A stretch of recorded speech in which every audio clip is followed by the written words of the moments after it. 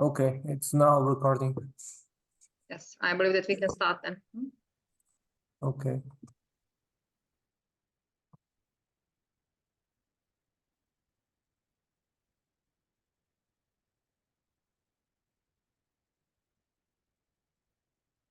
So just let me open here my presentation.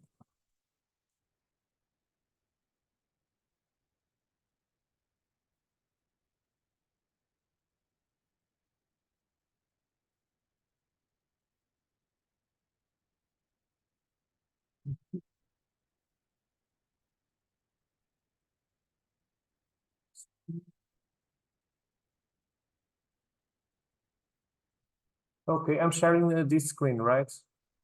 Okay, thank you, Phil. So, okay, before we start, all the available data for this webinar is going to be shared through in a link that I'll put in the chat. Okay, just let me try to send it.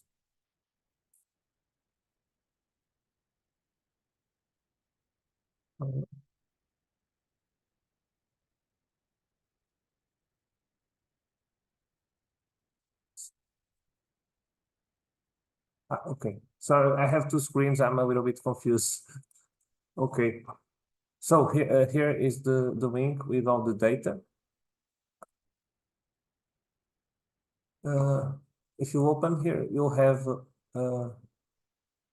everything that you need for this webinar, the input files, the output files that we are going to produce during this webinar, some output images to report the data, a Python code, some shape files, a manual of some programming of climatic operations, and here this is the webinar PDF. Okay.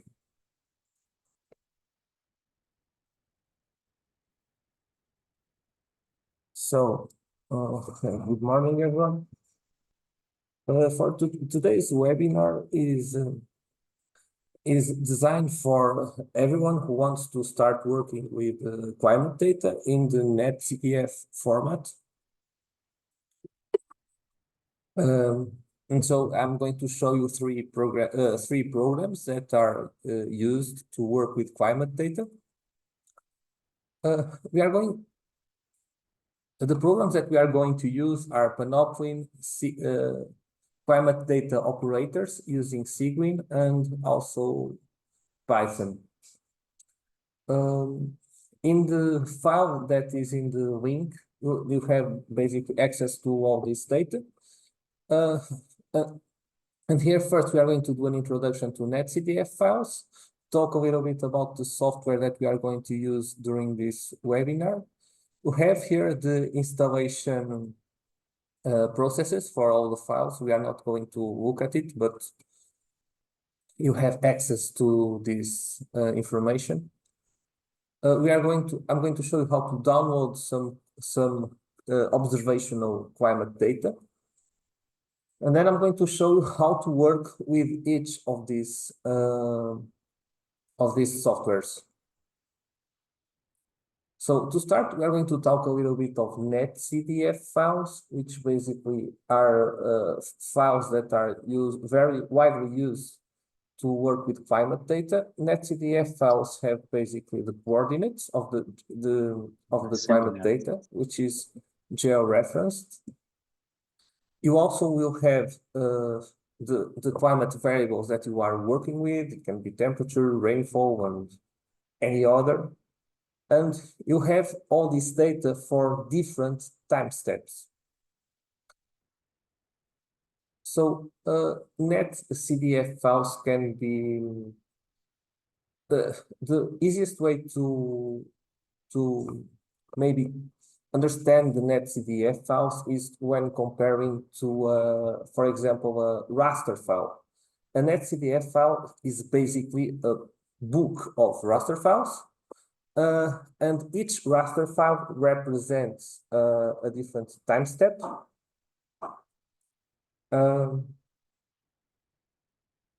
Oh, what is this? So it's basically its time step works like a raster file. We can also compare the netcdf files with the book, for example, which is basically my favorite comparison. Basically, it's chapter, it's a climate variable. Also, each page is a time step, which can be like an hour, a minute, a day, a month, a week. And so basically each page will show you the climate variable for each time step, okay? So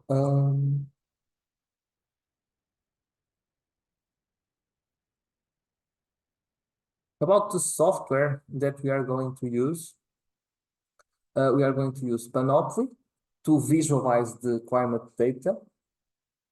Climate data operators to process the climate data. And also we are going to use Python just for the data representation.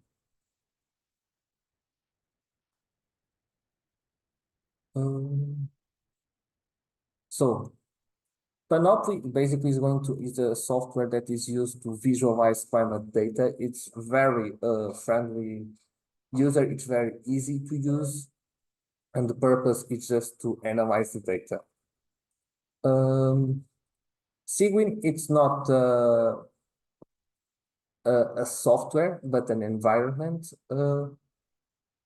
where you're basically programming in Linux. And we are going to use Cygwin just to operate with some climate data operators. We're also going to use Python just for the data representation, because you can design maps with more details. But Python can be used for all the purposes here, okay? So, but basically, why I'm trying to use the best part or the best purpose of each software. So Panoply is the best one to visualize, and this is just my personal opinion. Climate data operators just can process the data. Python can be used for any purpose, but in my opinion, the best purpose is for the data representation. We can also use other softwares, Python, MATLAB, R, which can do somehow the same thing. And possibly MATLAB is one of the best softwares to process netcdf files.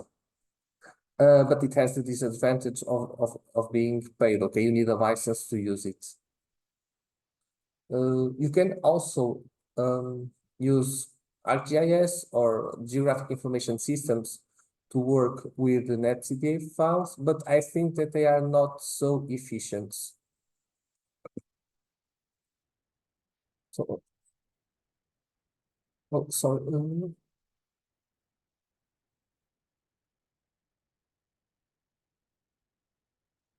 So, yes, we are just going to use 3 different softwares in this webinar, and you have a tutorial to practice this after this webinar. Okay, here the purpose is not for you to try to do the exercises with me, but to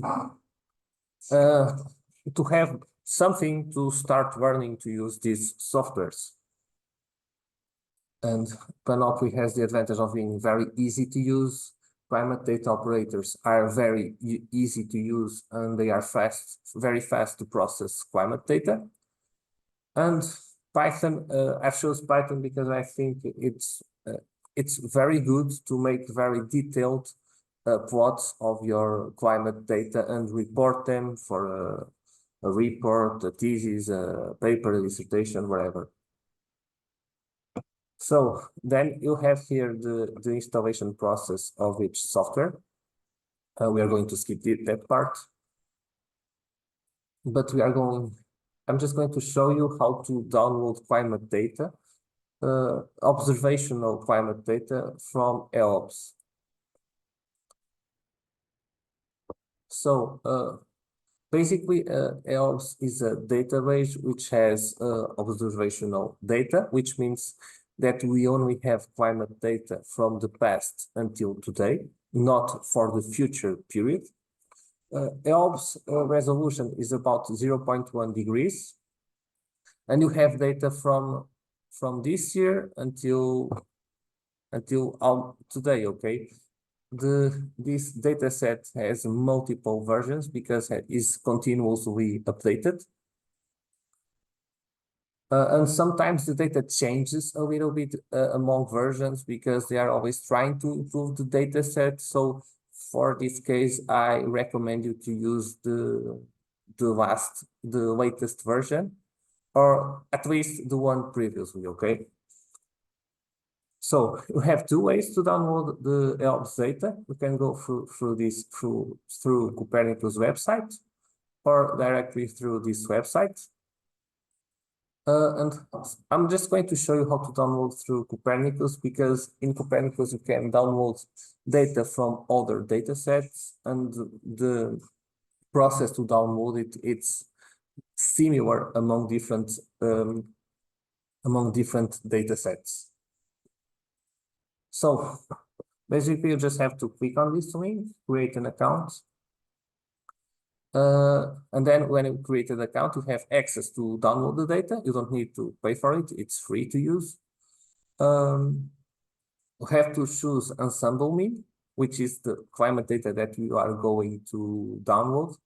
And ensemble spread is something like the uncertainty of the data that is in the data sets.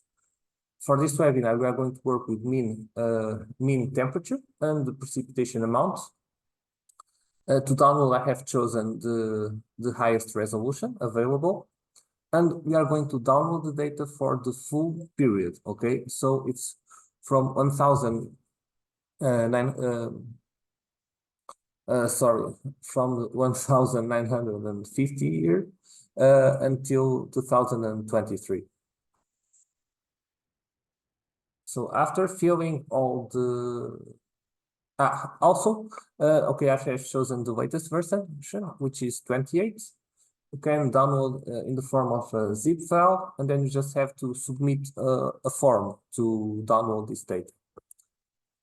Then you'll have to wait until the data is available to download, and when it's available, just go to this part of the website and click on download.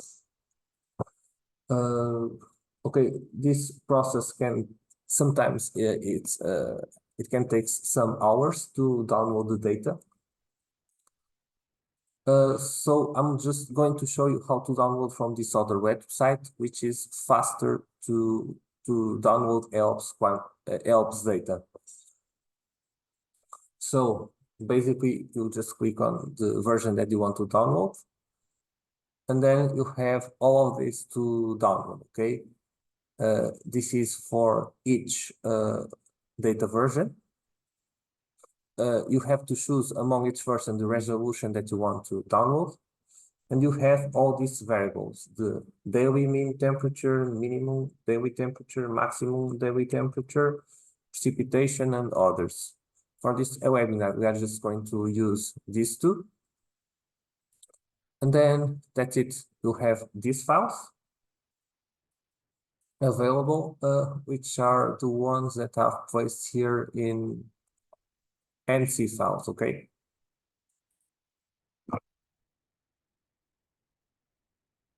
So let's open a NetCDF file using Panoply. Sorry, okay.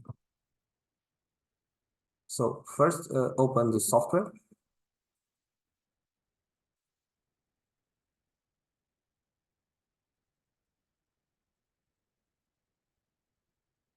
Okay, and then you have two ways to add the data to place the data on Panoply. First one, and it's for me, it's the easiest. You just open the folder where you have the data, and then just drag it, okay? Another way to open the NetCDF files is just go to File, Open, and then select the file that you want to open. So we have here two netcdf files. RR is the precipitation, and TG it's the daily average temperature. Okay, it's the average of the temperature during all the moments during one day.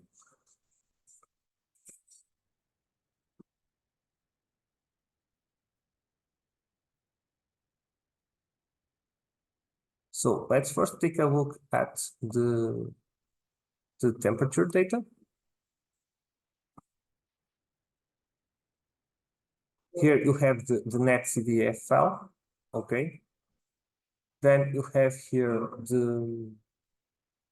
the coordinates of the data, the latitude and longitude. You have the time steps, and you can see here that these time steps are days, okay, time in days. And you have a total of 27,000 time steps, which is basically the number of days from this year until the mid of the year 2023. And here you have the variable, the climate variable, which is in this case the mean daily temperature. So to open, just double click, then click on create, and then you can visualize the data, okay, which is in this case just for Europe. You can zoom in just by clicking Control and left click, and then you zoom in. You can zoom out by clicking Alt, and you can also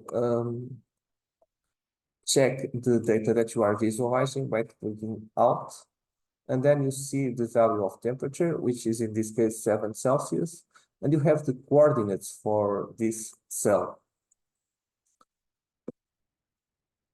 We have here a plot controller that is basically to control the time steps. Okay, you can see here that you have a total of around 26,000 time steps. As you move up, you are changing the day of the mean temperature.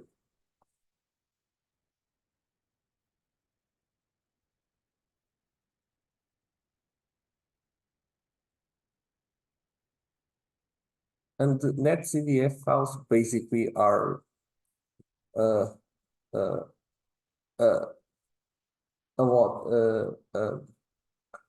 group of tables. Here in the you can see that in here in array, where you basically have the coordinates, latitude and longitude, and you have the data values here, as you can see. Where you have something like this, NaN, not a number, it's basically the zones where you don't have where you don't have available data, which is in this case in the ocean. So you can check here the table with the data, and then move the time steps to see the changes in the mean daily temperature. Okay. The first time step, okay, it's the first day of this year, and the last time step, it's okay, it's the end of June of the last year. So here in this data set, you have 70 years of climate data. So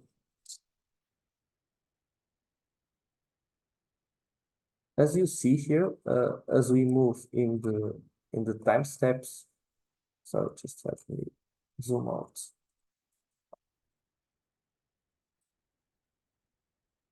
Okay, you can see here the values changing which are according to this scale. Here you can see for this day, for the 8th of February of that the minimum temperature in this during this day along the data set in Europe, the minimum temperature is minus 21.9 and the maximum here it's 15.3 Celsius. As you move the time steps, you see that these values change because you are just only analyzing the values for here it's just showing you the minimum and maximum values for this day. If we move to summer, let me place something like this. You see that everything is red. Here everything is red because the temperature is higher. And so you here, if you want to visualize this data, to have a better perception of the temperature, you have to adjust the scale here. To adjust the scale, you can go to here to plot and automatically fit scale data range. Okay, and see that here that it was made an adjustment to see the data for this year. Then if we move back again to winter, you can just refit the temperature scale.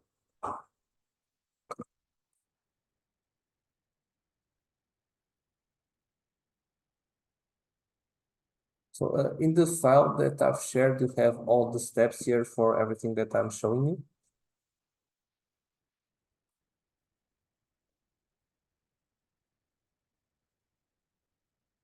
So the NetCDF files, as you see, are basically tables. Okay. Here the data is interpolated from grid to grid, from cell to cell. But if you want to see the value that is stored in the NetCDF file, just go here, click on interpolate, and then, okay, you can see the true resolution of the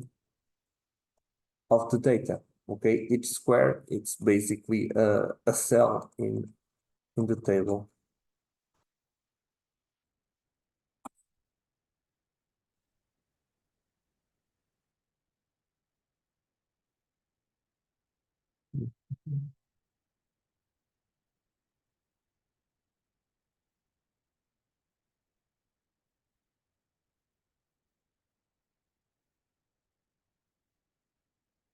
So, okay, so just let me open again.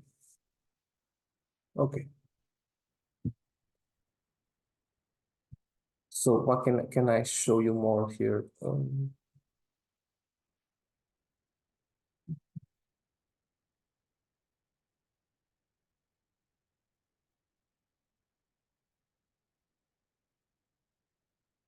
So you have a lot of you can visualize here the climate data, but you also can export the data. Here you can make some adjustments in the plot controls,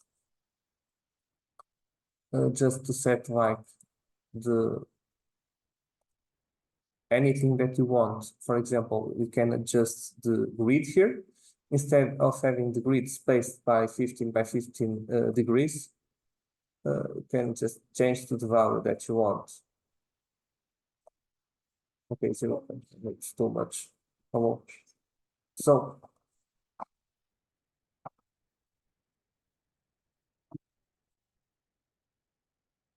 here is the plot controls. You can also change, for example, the title.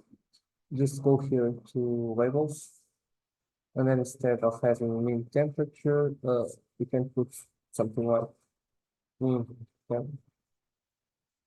two. Or you could put anything that you want for that. You can also change the color bar here. So you go here to scale. Okay, and then you can choose to any of these available colors bars. Okay, something like this. I think you can adjust the data range. Minus 22. And then you can always fit the data to have the minimum value for this day and the maximum value for this day.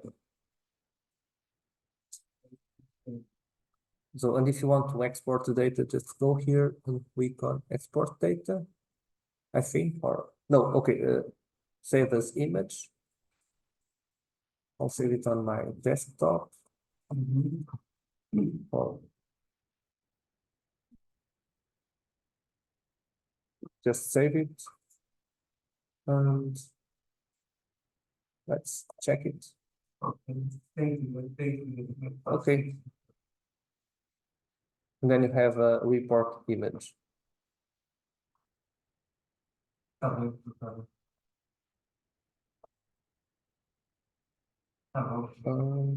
Okay.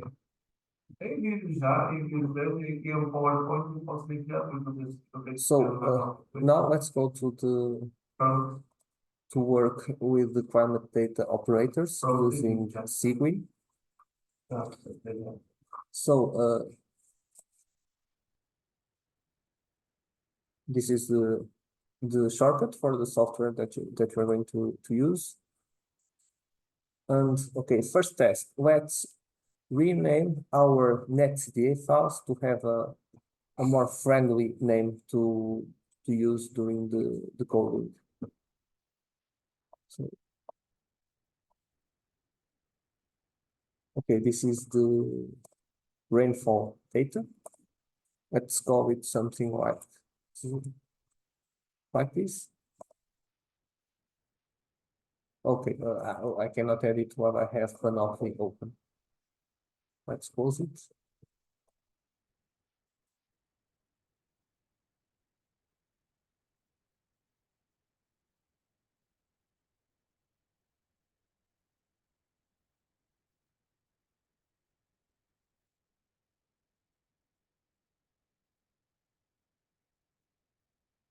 So now let's open Sequin.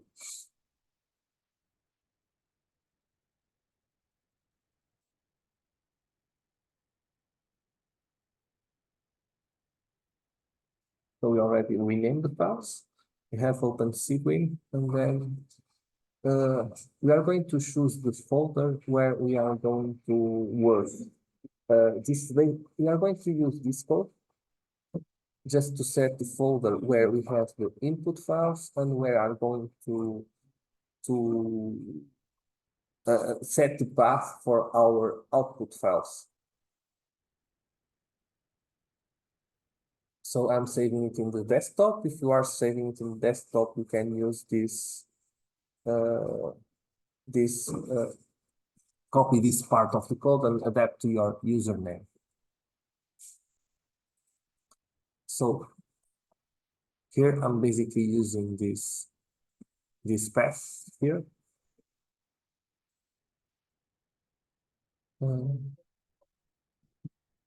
But instead of having these bars going down from left to right, they must be changed to going up from left to right. So just type this. Sorry. Okay, here I'm just copying the code, but you cannot click Ctrl V here, but instead you have to right click and then paste. Click enter. Okay, and now we have set this folder as your folder for the input files and output files, which is this folder, okay?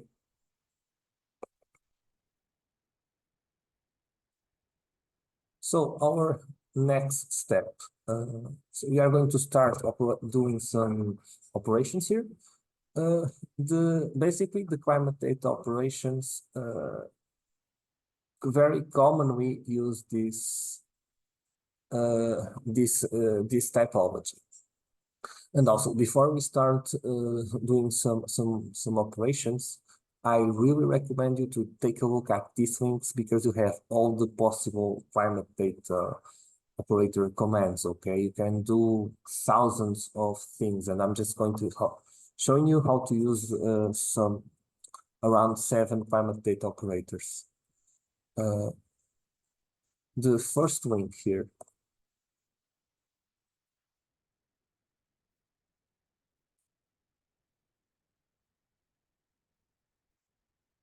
Okay, it's a user guide.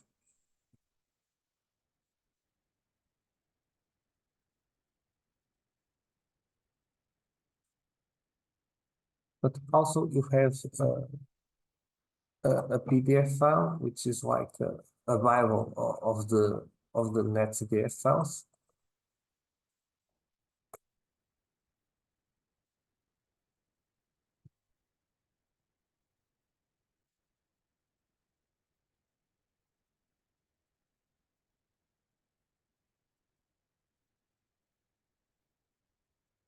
Okay, the user guide. So it has here all the possible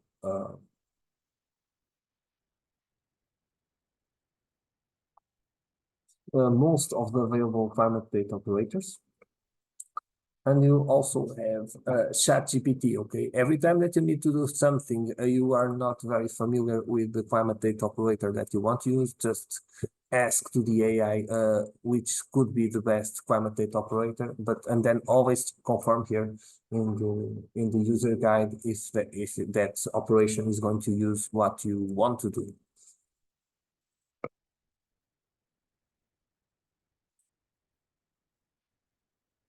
So let's start with our first operation, which is Cellbox. And here in this operation, we are basically going to reduce the size of the NetCDF file. And instead of having the data for the whole Europe, you'll have it just for the Iberian Peninsula, since I'm selecting these coordinates. But every time you want to apply it to another case study, just adapt here the coordinates for the location where you want to work on. So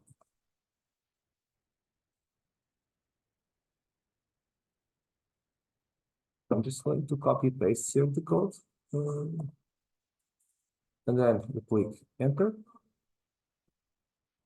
And okay, and basically we are operating here this NetCDF file.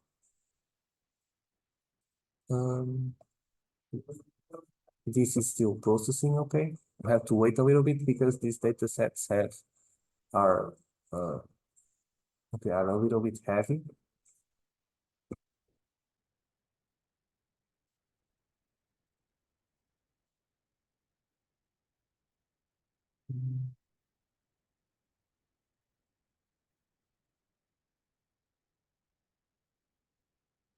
And here, basically, what this climate data operator is going to do is to, as you see, it's going to extract only the data from the extent that you want to work with. This is always useful to do because you have this is a way to save some space in your computer disk, and also makes the further climate data operations faster because you are working with less data. Okay, when the operation is ready, you see something like this, processed, blah, blah, blah. And so it means that the operation was done. So just let me show you here on Panoply. This is our input file, okay, where you have the rainfall data for Europe. And then our output file here, it's It's the same data just for the zone of the Iberian Peninsula.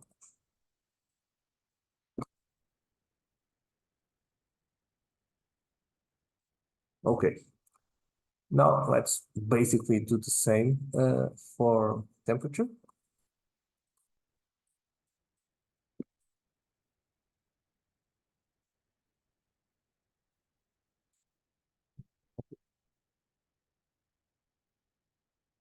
Just type CDO space what set the coordinates here minus 10.5 4.4 36 44. Then select the input file, which is the average temperature for Europe, and include the extension of the netcdf file, which is NC. And okay, and then just type your output file. And I hope that I have not messed up here in the code. Let's check. I have pressed enter, and now it's being created, the output file.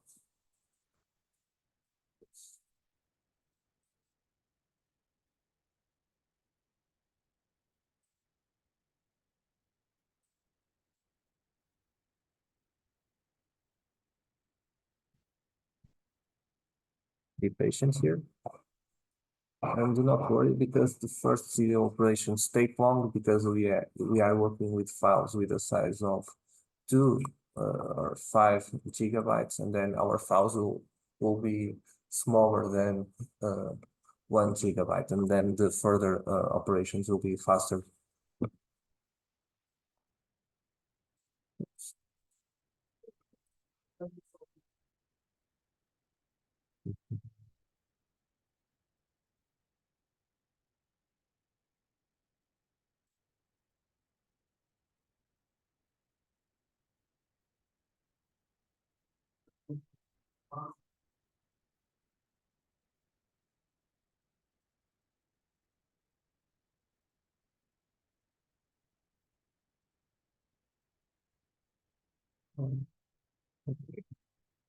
This is the new operation that we have performed.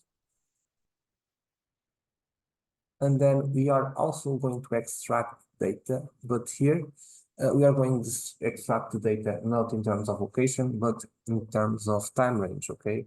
We are going just to select the data from a period of 30 years, which is normally used when you want to understand the climate data. And then we are going to use the operation. Instead of being cell latitude and longitude, we are going to cell date. So this makes the input file that you are going to use to be extracted from the first first day of the year of this. From the first day of this year until the end, to the last day of this year, and the data set will include the first and the last day.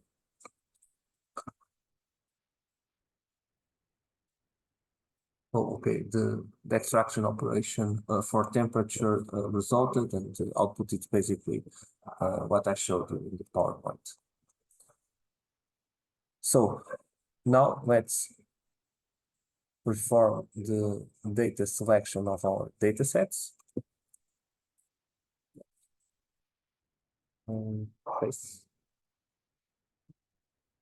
This is for precipitation. Oh, okay, it was fast. And now for temperature, okay, we are going to work with this file. Okay, and as you see, this was very fast.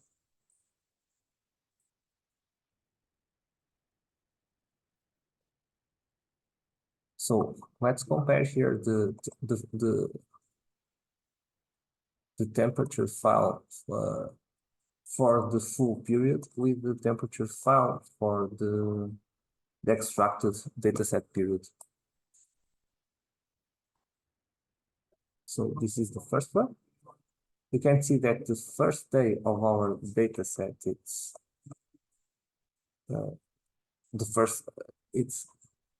it's 70 years ago, and then the last day of the data set, it's by the end of June of 2023. And now the new file where we extracted the time range, we see that the first day, it's the one that we have selected in the CDO operation here, okay? It's here. And the last day, it's also the one that we have selected.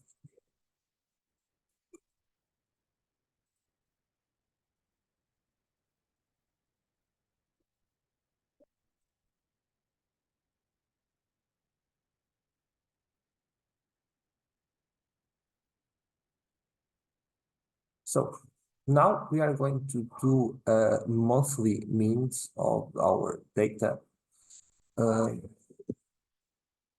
We are going to use this operation. Doing the monthly means will make basically your time step to go from daily to monthly.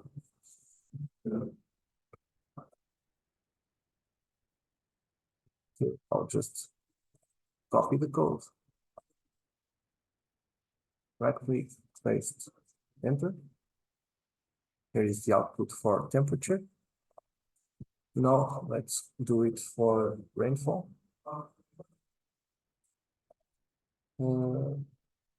Here for rainfall, it does not make much sense to make monthly means of the daily rainfall, because this would make you will only show you the mean daily rainfall. In terms of rainfall, we normally do the sum, and so we are going to have the total rainfall during each month, okay?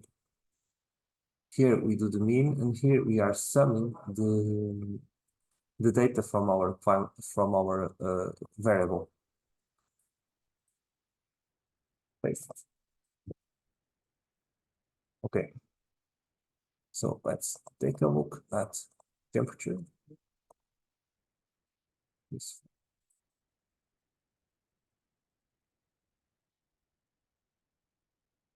So as you see here, the time step it's daily. While here the time step of the output, it's monthly, okay? As you can see here, only the months are changing. So you have passed from 10,000 time steps to 360 time steps.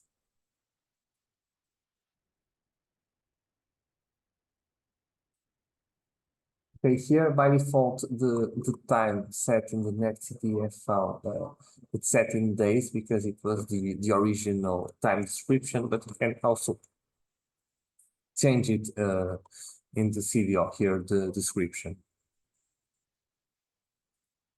Okay, now let's take a look at the rainfall dataset. Okay, here for the rainfall, it's the same thing. The time step passed from monthly, sorry, from daily, where you have values that are lower than 100, while the sum of the monthly rainfall goes to values that are higher than 100, okay? Because here in each month you are summing the rainfall of each day of the month.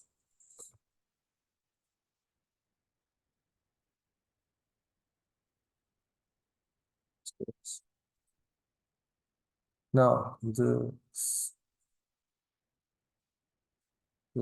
second operation, we are going to use seasonal means, which means we are going to do the average of the monthly temperature for each season.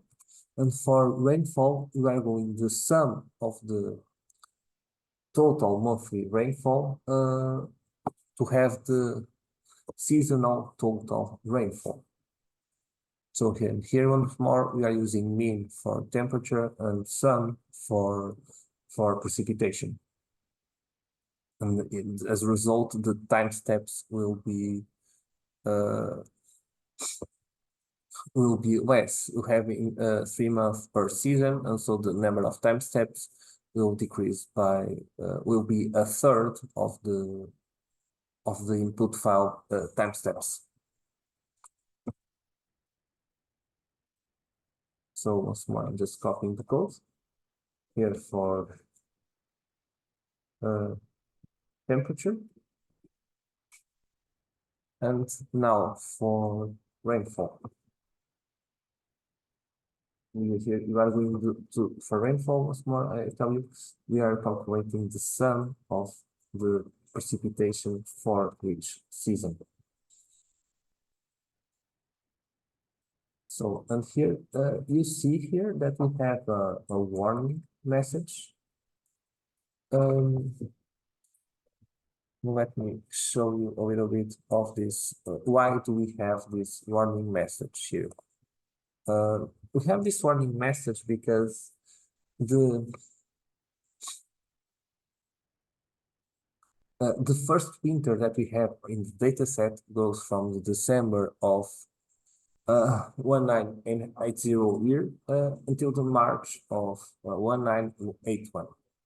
But remember that our data only starts on the first day of January of this year, and so for the calculations of the seasonal temperature for the first winter, we are not using the data of the December of this year. Okay, this happens for temperature and rainfall. And also we have an error here for the last season because the last winter of our data set, the winter of this year does not have the data of the other months from the year 2011. And so this is giving us just a warning that you are not having for the first season and for the last season in your data set, we are not using all the months to do the calculations.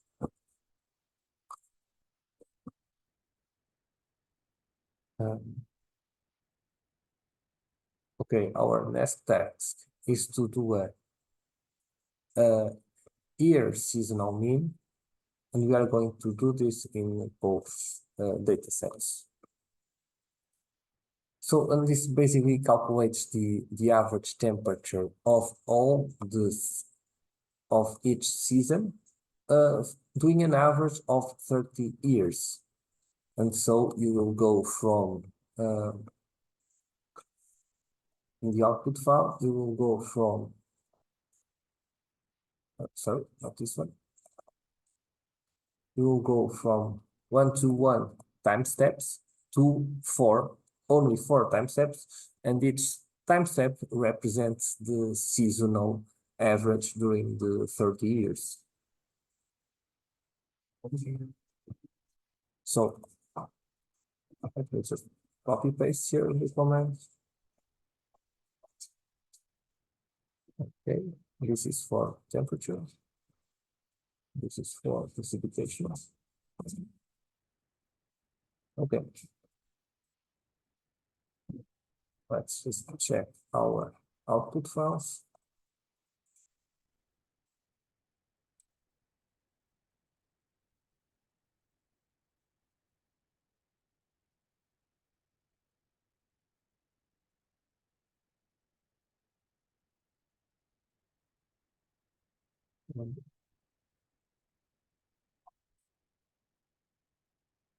So the first file, as you see, we have 100 something time steps. And then when we calculate the seasonal means for the whole period, we only have 4 time steps. Winter, spring, summer, and autumn.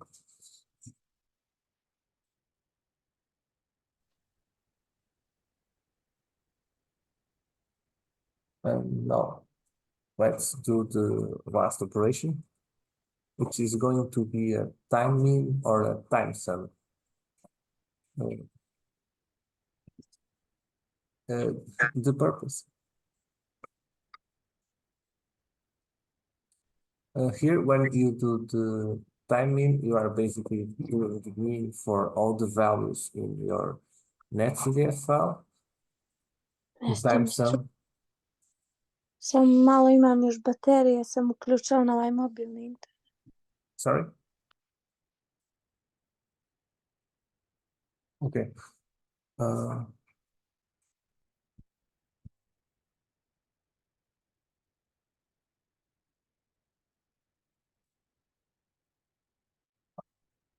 And so when we use the time mean, we go from one, basically from, you only get by the end a single time step.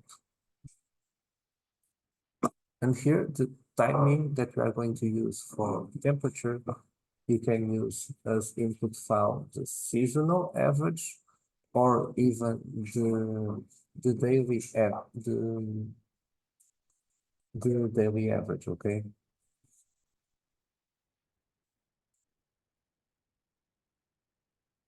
Paste. Now let's do the same operation for precipitation.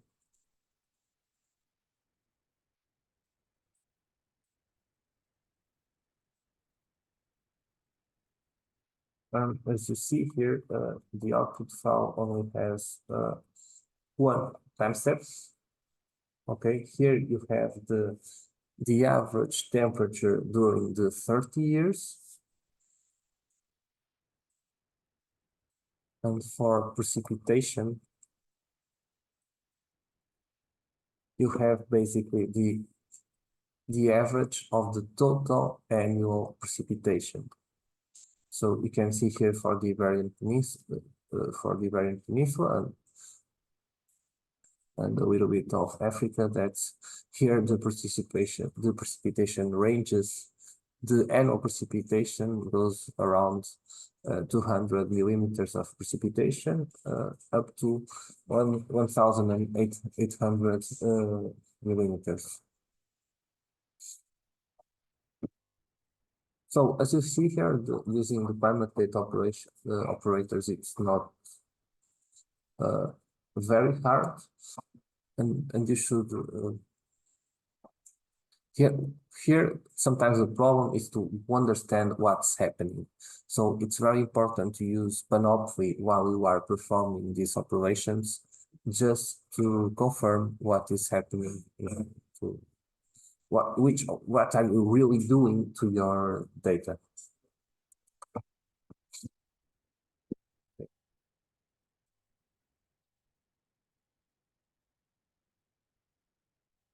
So let's go to the final part of the webinar. Oh, okay, before we go to the Python part, here you have all the codes that we have used for the temperature and precipitation data.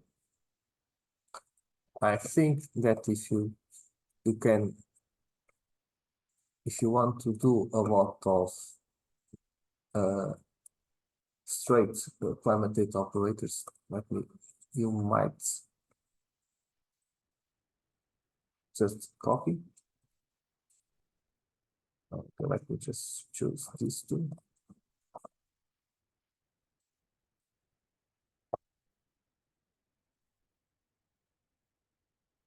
Oh, okay. If you have to execute always an operation by an operation.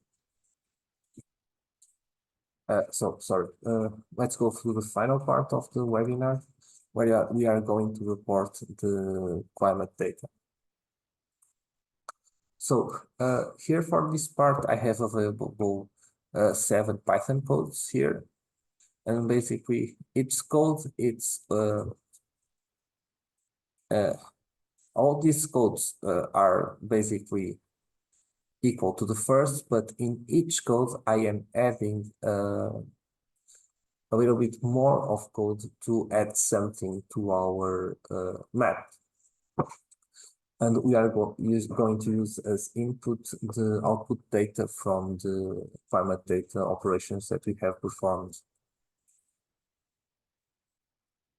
So in the first code, with help of ChatGPT, we are just exporting, showing the data from a netcdf file in a single time step, which is in this case the average temperature of the 30 years. Then we are going to add a shapefile to give some more contours to our data sets. We are going to then edit the labels here, as you see, latitude and longitude, and also the title of our figure. Then we are going to change the data representation, going from a gradient color bar to a classified color bar. Then we are going to add more categories to our color bar. Then we are just going to zoom. And the hardest part of the webinar is just to add this north arrow and the scale bar. So let's start with our first code.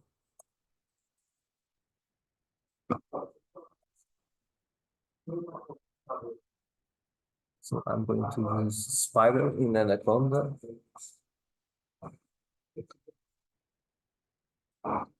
All the codes are here in this folder, Python code, as you see here. Okay, it's the same codes.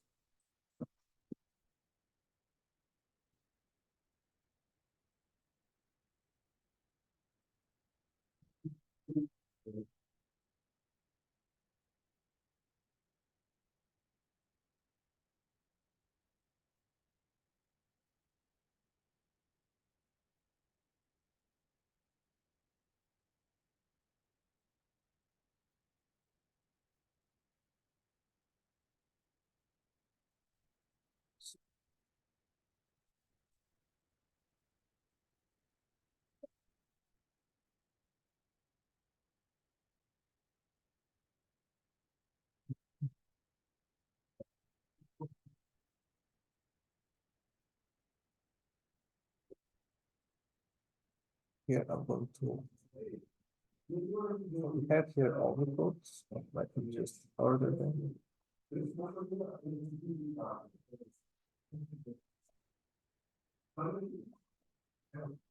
Okay. Here, as you see, the way I'm giving you these codes is basically having the same structure for all ones, and you can see everything that is added to each code. Okay, just in order to be easier for you to interpret the differences or what is added to each code. Okay, let's start here with the first one.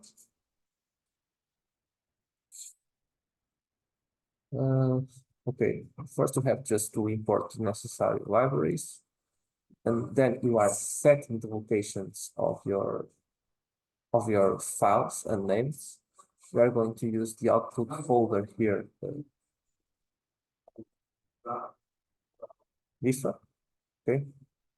Let me here delete the images. This is going to be our output folder.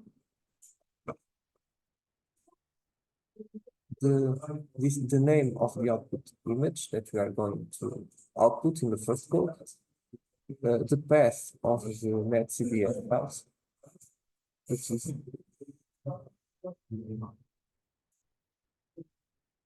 this folder here.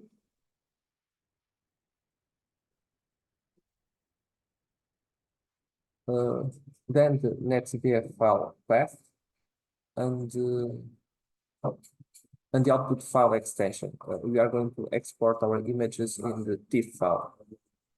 So everything, the output image name without the extension, the input folder path, and the input file name. Here we are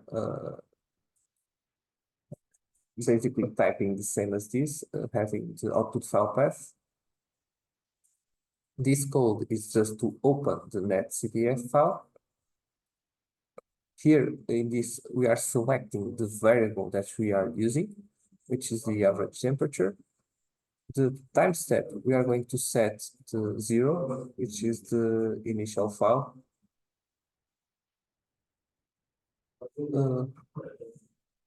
Here we are selecting the temperature data for the selected time step, okay? And here we are setting the latitude and longitude from the netcdf file. Then we are just plotting the figure here, selecting this color bar.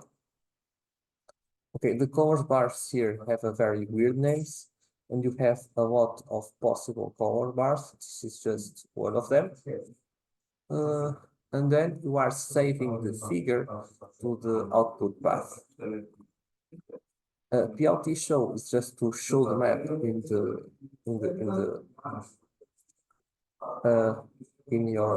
Spider to make you happy. And then we are just closing the netcdf file.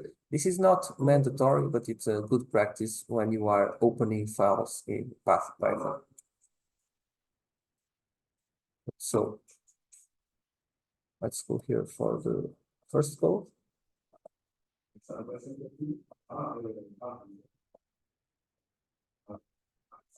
Okay. Okay, I'm not going to type the full code, but I just want to hear how to set the path, the folder paths. So the output folder that we are going to use, it's going to be this one. And you can go here, right click, and then copy as path. Paste here. And then here add another bar.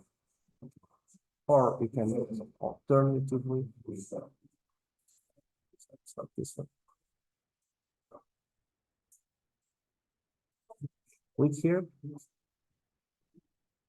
Click open the file. Click here.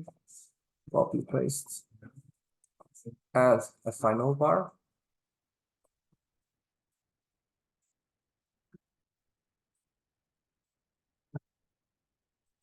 And here we are just going to replace the bars. Search. Replacing text. Instead of having these bars, we are going to change to these ones. Click here and replace. Now let's just run the code. Hope it works. So this is the image that we have developed, which is okay. It's exported right here.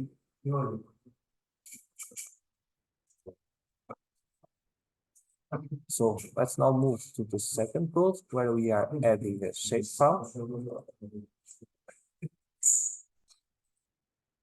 Here we are just adding more of these operations.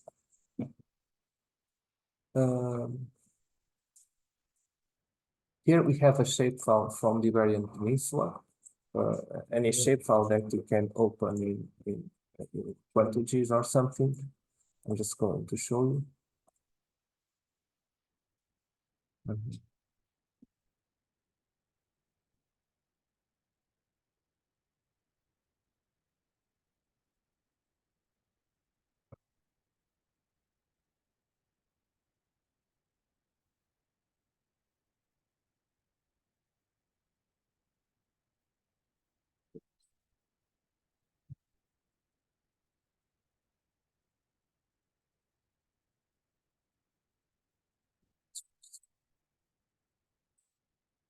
And here we have the shapefile that we are going to use, which is the Iberian Peninsula.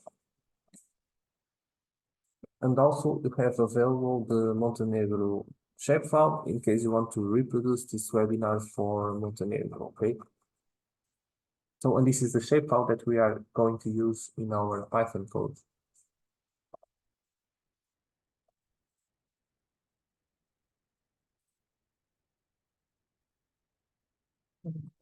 Here we have to import another library, GLPandas. We set the shapefile path, and then we have to read the shapefile, and then use this operation just to plot the shapefile in our map. You can set the inside column. I'm set it to none to make it to allow us to look at color gradient below the image, and the edge I set as black. So let's just click on run. Okay, this is our output image, which was saved here in our output images, okay?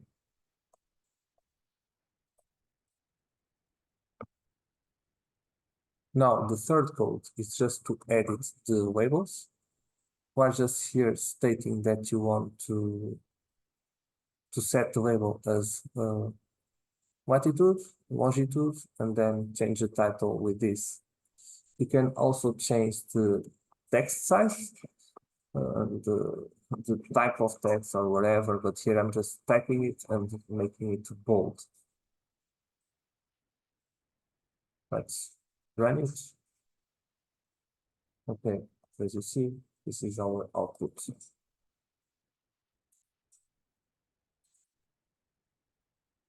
Now, let's edit the color bars.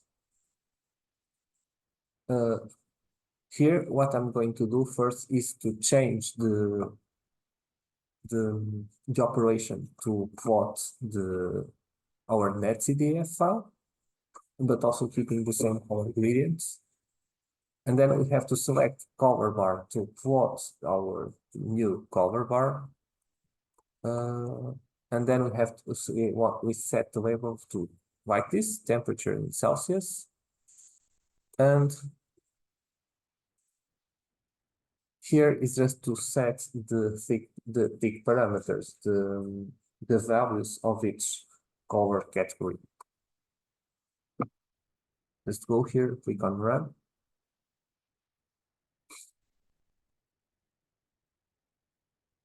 Oh, sorry, it's this one. Okay, and now we have our color map. And instead of having the color in a gradient, you have the temperature by class categories. Okay, our next code, we are going to edit the color bar.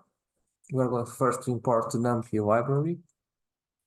We are going to set the fix that we want to use in our map. I have chosen to 2 to 20.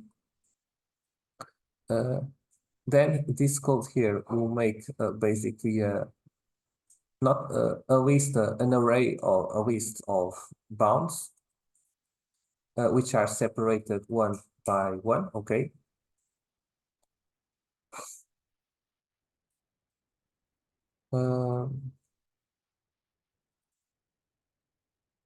Then here in the codes to plot the map, we have to set that the levels are the bounds that we have set here. Okay, and then set ticks to represent the ticks here in the code.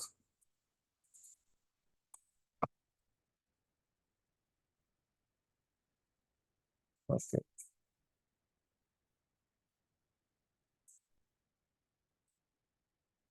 Here, if we choose to not set the ticks, the map will be like this, and so you'll see that you have some categories without a value, but here you already know that's a 3. And if you want to show the intermediate values, just use the code as like it was presented. And so here you see that we have set the ticks.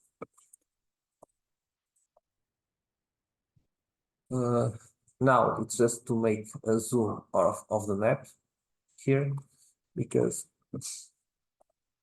as you see here, we are plotting zones where we do not have data. And so we are going to set the zoom to start our map here on 36 latitude degrees.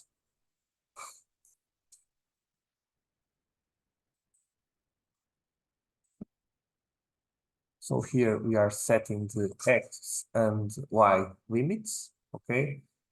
It's going to be to -10 to 3.5, something around here, okay?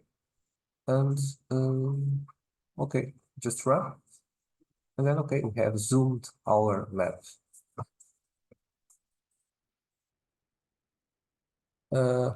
Now we are going to the final part of the final code here, which is to add a north arrow and a scale bar. And honestly, for me, this was the hardest part to apply. And if you find a way to do this with the last code, please share it with me, okay? I think this part was beyond ChatGPT skills. So first thing we have to do is to import more libraries. Here, the Iberian Peninsula, you have to set it as a variable, the shapefile of the Iberian Peninsula. Then we have to set this reference length. In our area, 1 degree, 1 longitude degree, it's around 85 kilometers. Okay, pay attention because depending on your latitude, the ratio between the decrease and the distance, it's not the same, okay? This happens because Earth is not flat, unfortunately, but okay. So here we have to set the scale bar.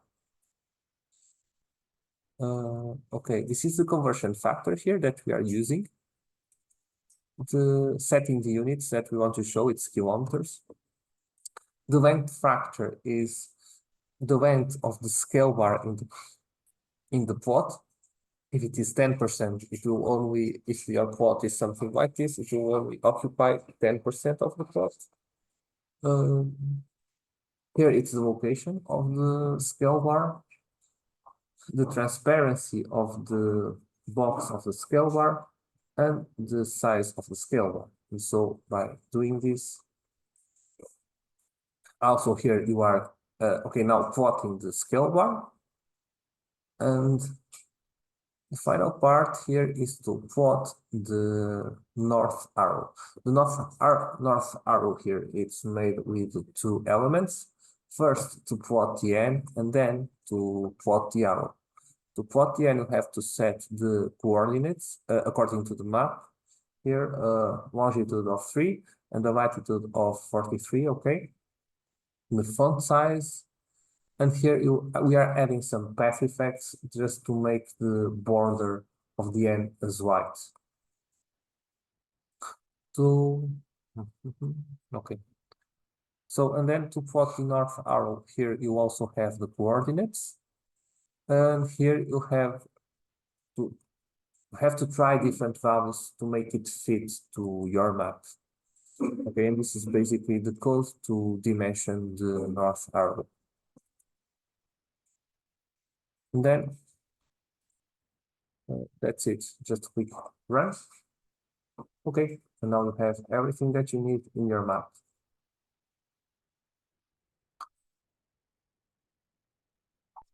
And finally, my challenge to you is to reproduce this webinar for Montenegro.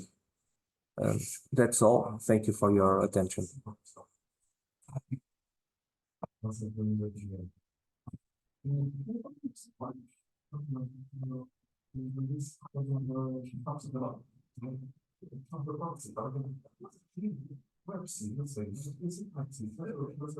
I'm sorry, can I ask you something? Yes. For these type of analysis, is there any opportunity to do it online so that we don't take as much memory in our laptops from the apps and from the data that we have to download? Okay, I mean, any part of it, not all, but for example, the beginning, the first part in panel P. Is there any way to do it online? Honestly, I'm not sure, but I think that you might find any tool. Please send me an email so I can search for any tool that can do something like that. But Okay. but just let me ask you, what you want to do is to represent the netcdf files, but just do everything online. Okay, I think that's not possible if you, I mean, for some specific databases, you probably can do something like that.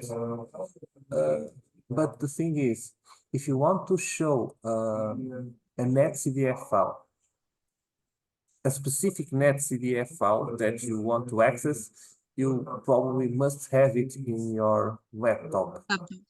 Okay. But can we delete, for example, the data that we got from Copernicus after we get the NC file, or we need to have it still on our laptops? No, I mean, after you have run the, for example, here, we have the outputs from each operation, right? Yes. After you have done the cell latitude and longitude, you see that the size of our files has reduced a lot. Okay, the temperature passed from 5 gigabytes Yes. down to 1 gigabyte, and then after you do the selection of the study area, yeah, you just go here and delete it because you don't need it no longer. So we can delete this, but can we delete the Copernicus file that we got, the zip file with the data that is like a lot of gigabytes? Yes, after unzipping the file, just delete the zip file because the zip file only has the same information. Did I understood your? Did I answer No, your question? I'm sorry, I meant to say after we run the code and we get the NC file, can we delete the Copernicus file at all? I mean, all of it. Yes, yes, So this is independent from that file after we run it. yes. The NC When you files are independent, aren't related anymore to the data that we got from the Copernicus. Yes, they are independent. They are you just extract the files from the database, and then you have a copy of the database data with you.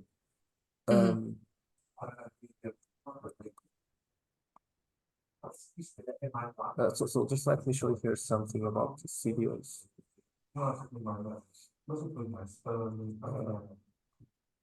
Sorry.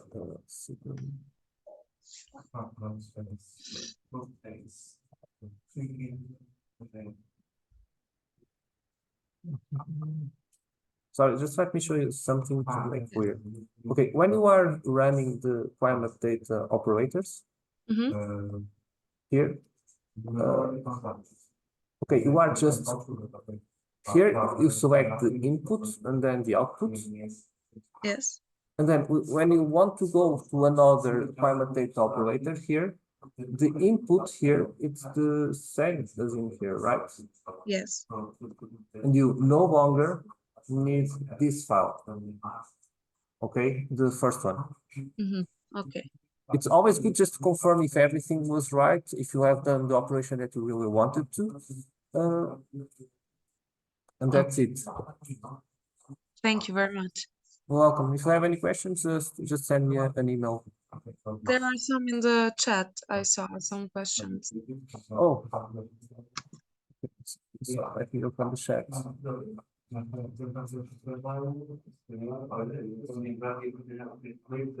Okay.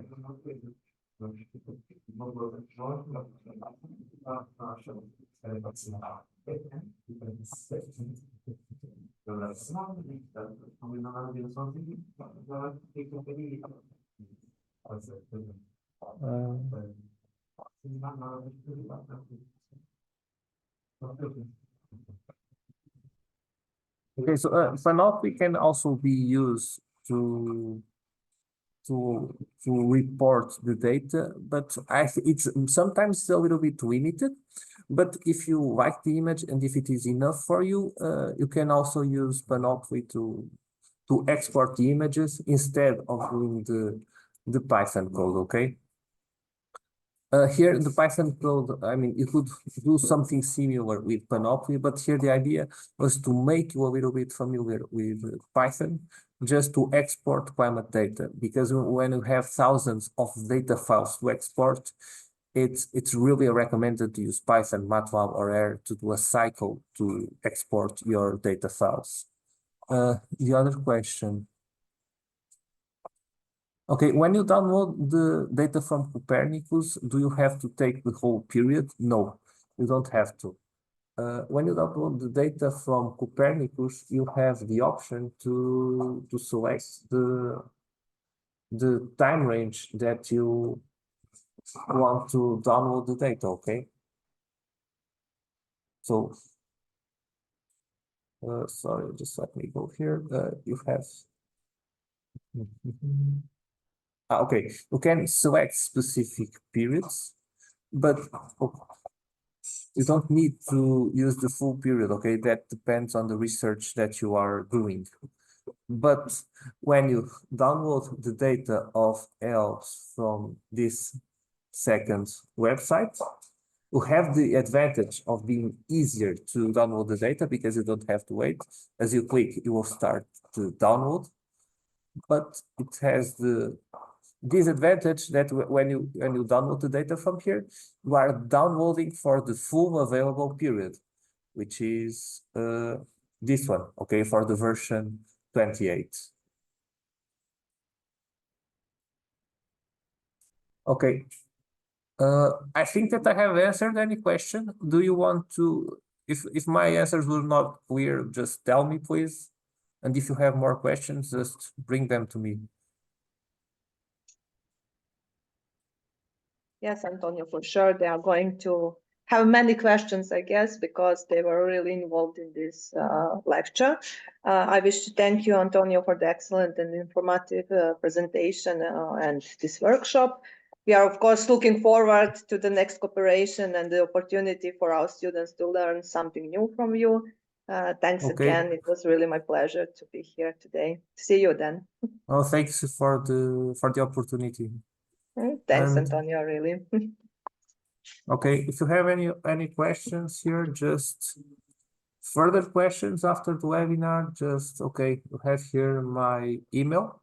And also the webinar will be available on the Montovitis Project YouTube page. So if you want to recheck it or something, so that's it.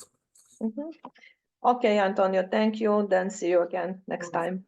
Okay, Bye-bye. bye-bye. Thank you all for your participation. See you, bye.